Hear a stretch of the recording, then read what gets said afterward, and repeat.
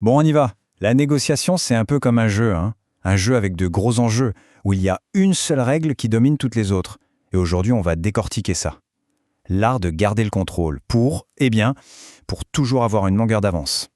Et là voilà cette fameuse règle. Le premier qui perd son contrôle risque souvent de perdre la négociation.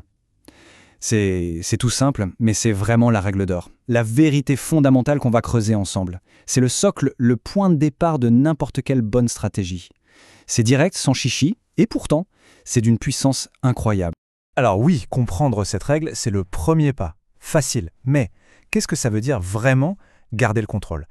Et c'est là que ça devient intéressant. Et souvent, c'est là qu'on se trompe.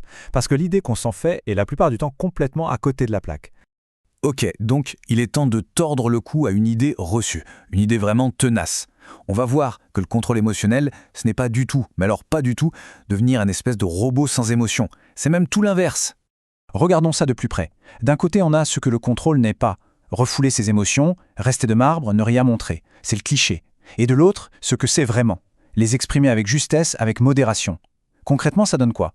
Disons qu'on reçoit une offre ridiculement basse. L'erreur, c'est de tout cacher. La maîtrise, c'est de dire très calmement « Écoutez, cette proposition est vraiment très loin de ce qu'on peut envisager. » On voit bien? L'agacement est là, il est communiqué, mais il est canalisé. Il sert l'objectif. C'est ça la fameuse précision chirurgicale des émotions. Voilà. Le point clé, il est là. Le contrôle, c'est un choix actif, un choix stratégique. Ce n'est pas du tout de subir et d'étouffer ce qu'on ressent. Non, c'est décider consciemment quand et comment on va montrer une émotion pour qu'elle nous serve, pour qu'elle devienne un outil au service de notre objectif. Alors, ça nous amène à une question intéressante. L'émotion, c'est une faiblesse ou une force? En fait, cette dualité est super fascinante. Parce qu'une émotion en soi, ce n'est ni bon ni mauvais, c'est neutre. En négociation, il faut la voir comme un outil, un simple outil. Pensez à un levier ou un amplificateur. Tout, absolument tout, dépend de la manière dont on va s'en servir. Et là, c'est l'illustration parfaite de cette idée d'outil. Une émotion mal dosée, ça se transforme direct en faiblesse. Un exemple tout bête, si on montre beaucoup trop d'enthousiasme, l'autre en face peut se dire « Ah, il est aux abois » et ça affaiblit complètement la position. Mais à l'inverse, une émotion maîtrisée, c'est une force incroyable. Le même enthousiasme, mais cette fois-ci contenu, qui montre juste une conviction profonde dans la valeur de ce qu'on propose, là ça devient hyper persuasif. C'est la même émotion, c'est juste le dosage qui change absolument tout. Et ça nous amène au cœur du sujet. Au fond, qui tient vraiment les rênes? Qui est aux commandes? Eh bien, c'est la personne qui maîtrise ses émotions. Le vrai pouvoir, il n'est pas toujours dans les meilleurs arguments ou les chiffres les plus impressionnants, non. Le vrai pouvoir, il est dans le contrôle de soi. Le plus solide, c'est celui qui gagne.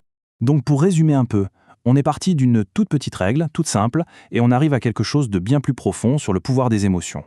On voit que garder le contrôle, finalement, ce n'est pas juste une petite tactique de négo, c'est bien plus que ça. C'est la base, le fondement même de l'art d'influencer. Et tout ça, ça nous laisse avec une dernière réflexion, une question en suspens. Si la maîtrise de soi est vraiment la clé du pouvoir dans une négociation, alors qu'est-ce que ça nous dit sur l'influence en général, sur nos relations humaines de tous les jours? La question est posée et la réflexion, elle, reste ouverte.